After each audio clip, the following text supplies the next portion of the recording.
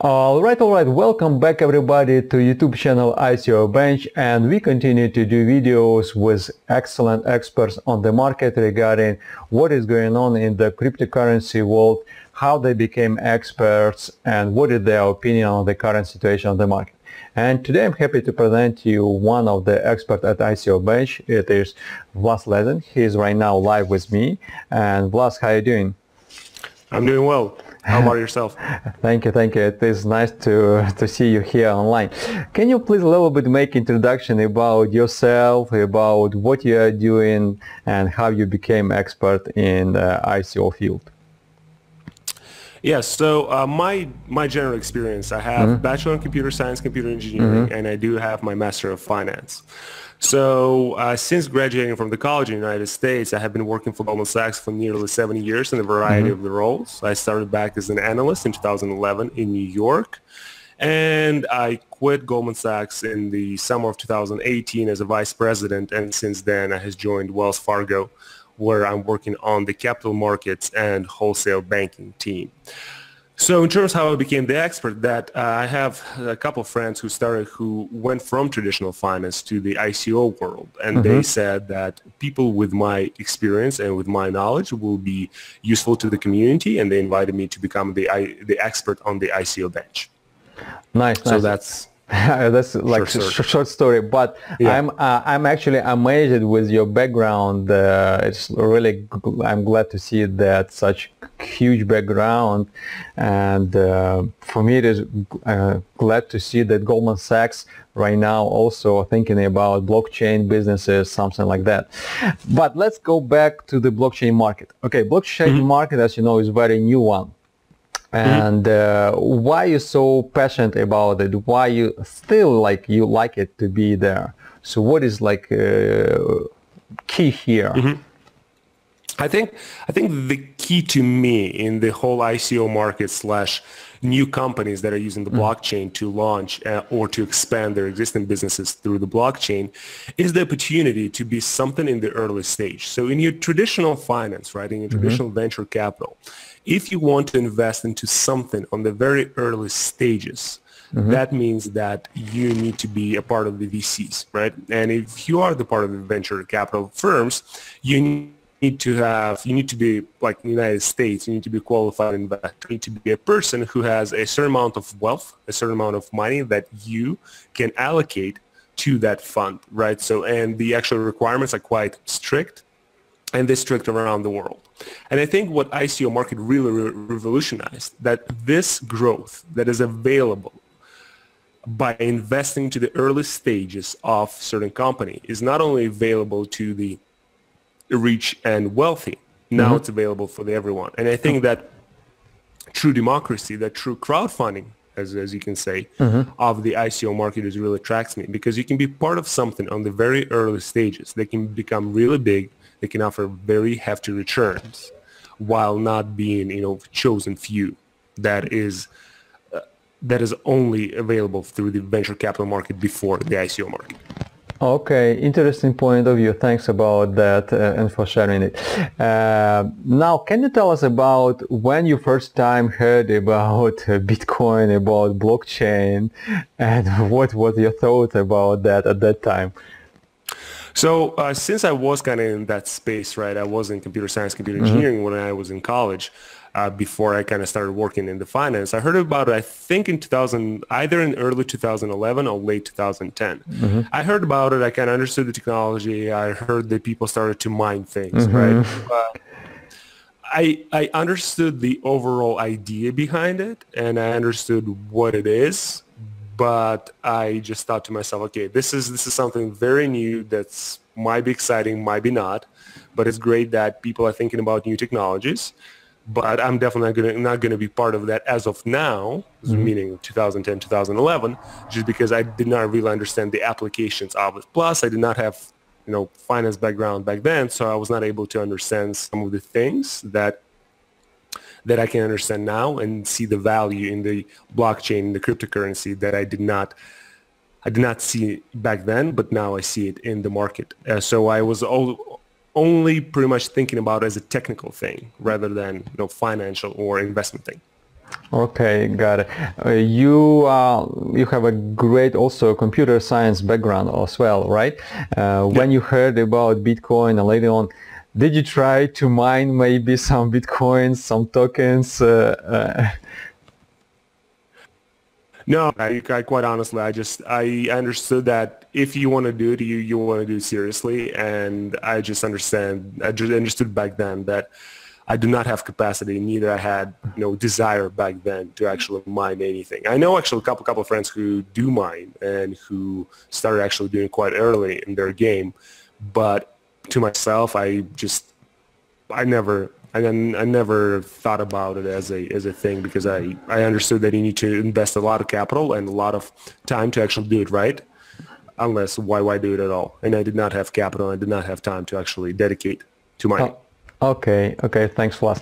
And you already said about your vision, about your opinion about ICOs, about crowdfunding, that it is possible to invest at early very stages.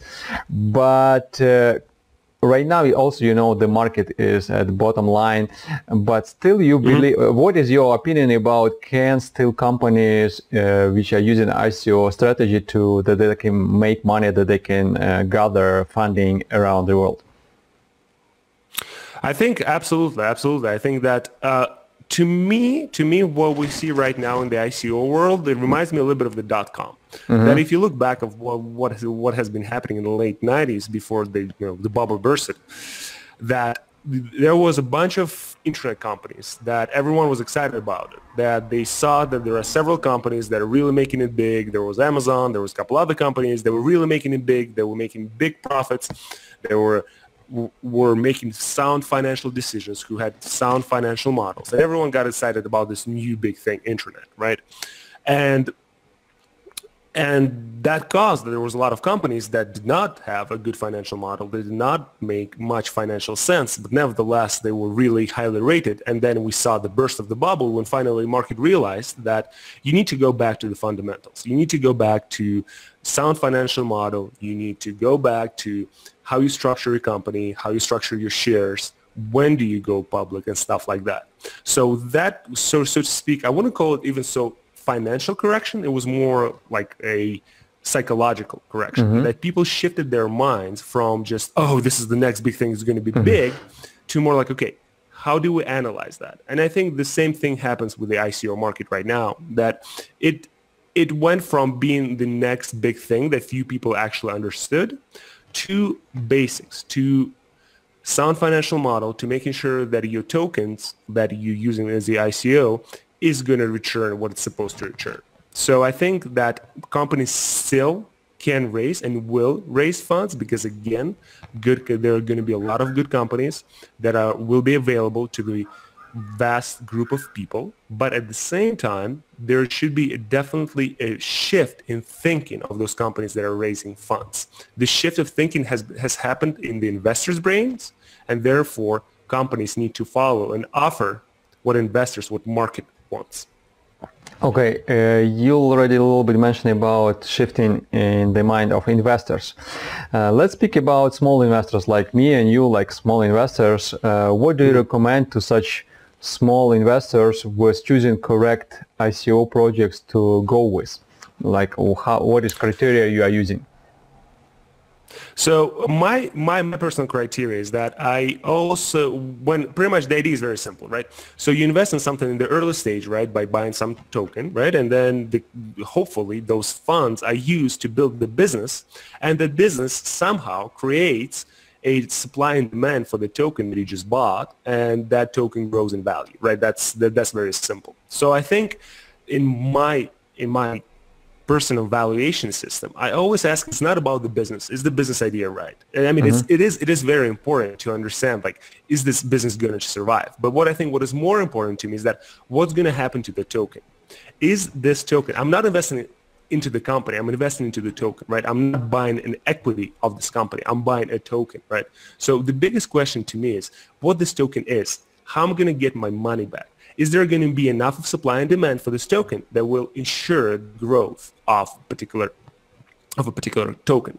So that's probably the question number one for me, is that how do I get my money back? Is there an ecosystem that is being built by this particular company that will allow my token that I bought to grow, and therefore can I make profits after investing into this company? Because I see that there's a lot of companies out there that have great business idea. They might be able to pull this idea off. They might be able to build a startup. But then the question is that what happens to the token? And if token is not an integral part of that ecosystem, then this token is not going to be valuable, and therefore there's not going to be supply and demand for that, and therefore there's not going to be a robust and stable growth of my investment. Okay, got it. Very interesting opinion about that. Okay, we spoke about ICO, about current situation in the market, about a little bit investment. Now let's speak a little bit about, I know it is very hard to predict, but your vision about the next 12 months in the crypto market. What do you think it will be? Is it going to grow? It will be at the same level right now? It will be down more? What is your opinion about that?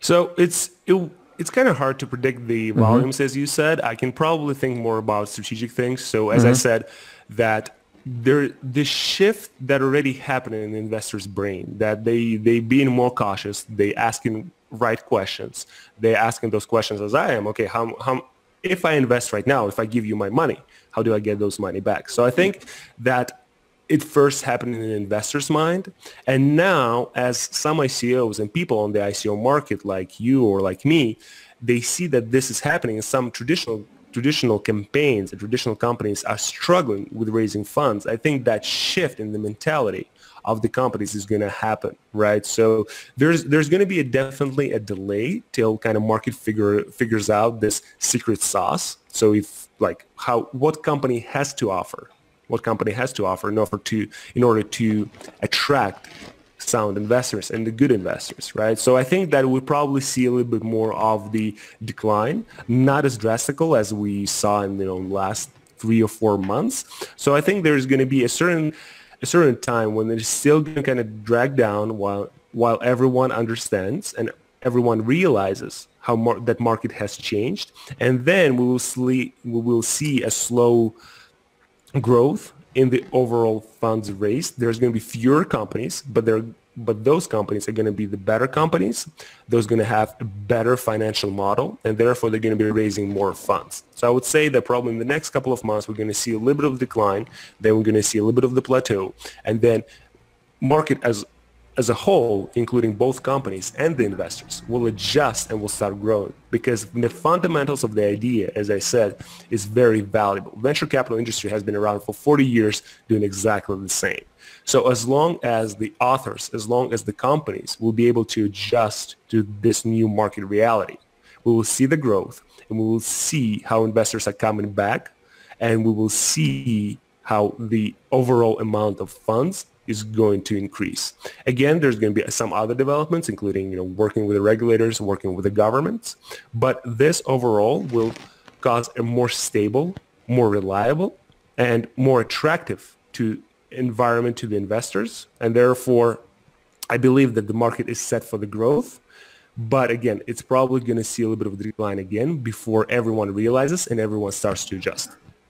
Okay, thanks again. This was very valuable information, and thanks, Vlas, for your answers and for your time, for staying with us. I just want to remind you that you are watching ICObench YouTube channel and the interview with Vlas Lezin, which is one of the top experts at ICObench. Meanwhile, thanks for watching, and don't forget to subscribe to our YouTube channel, ICObench, and see you in the next video. Bye for now, Vlas. All right, thank you. Bye-bye.